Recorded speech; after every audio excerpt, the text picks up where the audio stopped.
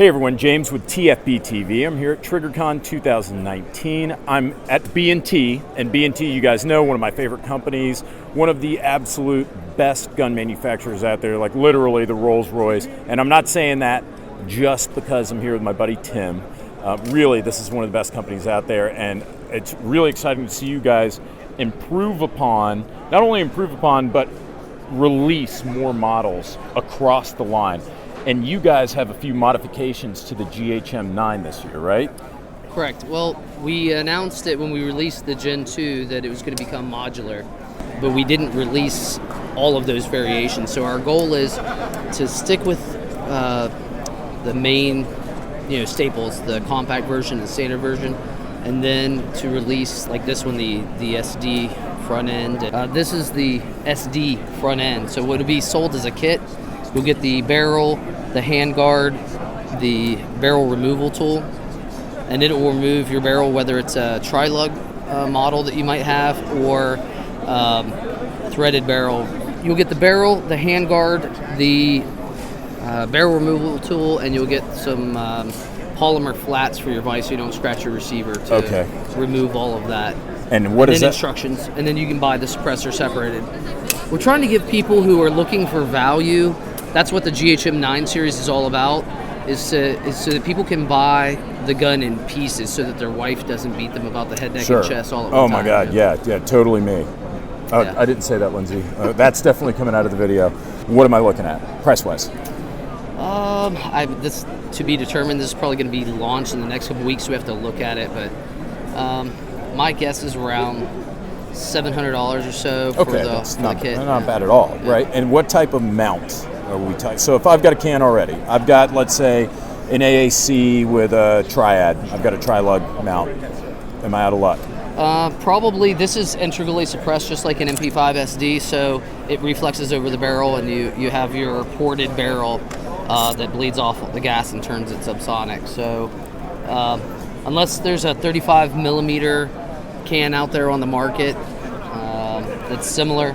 You've got to go with B&T. Yeah, that being said, we do work with a lot of companies out there who want to make suppressors. We're not going to go around and tell everybody that we make the best suppressors or that there's not another good choice out there. So if there was anybody who wanted to come along and make a suppressor for it or any of our other guns, we really support that. And you guys are OEM for some pretty high-end manufacturers. I'm not allowed to say, am I? Yeah, you can. I mean, we've been making suppressors for most of Europe for the past 30 years, mainly because domestic manufacturers can't easily get their guns outside or their suppressors outside of the United States without State Department approval, so it's been challenging. Hypothetically, the conversion kit comes out to be $700, and I want the can to go with it. Now what am I looking at total? We're thinking about offering a discount to dealers that we want them to pass on to the customers, that if they end up buying both as all as one kit, they save a couple $100. So we don't know if that's going to be a coupon code or a rebate or how that's going to go, but that's pretty smart. Yeah, that's a good way to do it. So what would the can, before the discount, a hypothetical discount, what would the can run me? About $700. Okay, so you're looking about $700 for the kit, $700 for the can, and then hopefully you guys are going to integrate some sort of promotion discount, in there. Right, yeah. So we try to get at least $200 off. That's kind of where we're leaning right now. Now we also have the GHM9, like the long version? Like what are you guys calling this? I don't know what we're officially calling it, but I guess in the past we've called guns with this length, like there's an APC9 Sport, so I guess you could call it a GHM9 Sport. I don't know, I mean, you can kind of kick this to Switzerland. I was thinking like the long, strong down to get the friction on upper with that. Yeah, sure. Yeah. Why not? Kick that up, royalty free if that ends up panning out for you. What do we have here though? What are we talking about for the long version? Are we talking a conversion kit? Is this going to be a complete gun? What is it? It'll be a conversion kit. So there's, we were thinking about it for states like California, if we can keep up with their laws or what have you. Yeah. Just something with a little bit longer barrel, add a little bit of accuracy, although you don't really need much for 9mm. Get a little bit more weight in the front, you got a lot more rail space, tons of M-lock slots for accessories. It was just another front end we thought we would do for the sporting. Threaded barrel or no threaded barrel?